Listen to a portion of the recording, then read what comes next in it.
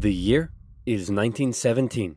Fighting rages on the Eastern Front of the First World War. Both Germany and Russia are on the brink of collapse. Soldier, I need you to bring me this man.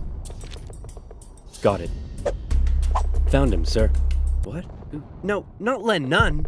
Lenin, the Russian communist. What? Why would I need a beetle? Lenin, the Russian communist. He was exiled to Switzerland. You know what? I'll do it myself.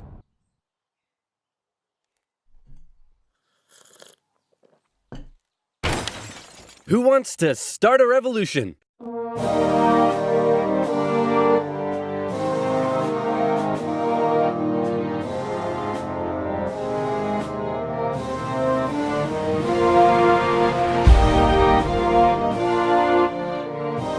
The Germans put Lenin on a train and sent him all the way back to Russia, hoping he and his mates would create an internal crisis. And create an internal crisis they did. The government was overthrown, and Lenin was in charge. He immediately pulled out of the First World War, made the country communist, started a 3-year-long civil war, got shot, broke the economy, caused a famine, and then he died.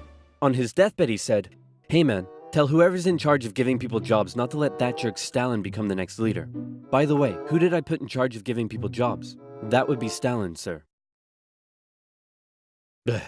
Stalin was a rising force in the Communist Party. He still had some opponents, but conveniently, all of them were arrested or disappeared. So that was lucky. And so Stalin took over. He implemented his 5-year plans, which transformed the country from an agriculture-based economy to an industrial one. And like Lenin before him, he reigned with terror. Anyone who dared criticize or oppose him would either be killed or left to rot in the horrendous Soviet work camps. Then a short man with a silly mustache tried to take over the world, punched the Russians all the way to Moscow, and then the Russians, with some help from their faithful ally, the Winter, punched them all the way back to Berlin. At this point, being allies, America, the UK, and the Soviet Union were good chums. They held a couple of conferences near the end of the war to decide what would happen next. Hey Stalin, after all your trials and tribulation, you must be pretty happy to be standing here in Berlin. Tsar Alexander made it all the way to Paris. Just give me a second. Hey man, I think something's up with Stalin. I know, right? What should we do? Shall I tell him about the bomb? Yeah, tell him about the bomb. That will scare him. So, we got this crazy new big A-bomb that can destroy an entire city in one go. Yes, my spies told me already. Oh wait, I meant to act surprised. Wow, that's amazing. He already knew. How? Am I sure I want to send nuclear secrets via unsecure public coffee shop Wi-Fi? Am I ever? Does the A stand for atomic or ass? Then America dropped their big A-bomb on Japan, and World War II officially came to an end. Hooray, we won! Okay, so now it's time to establish the New World Order. Stalin, you're in charge of Eastern Europe. Now, we want you to let them all hold elections. Oh yes, of course, elections. And these elections will be free and fair, right? Oh yes, certainly, free and fair.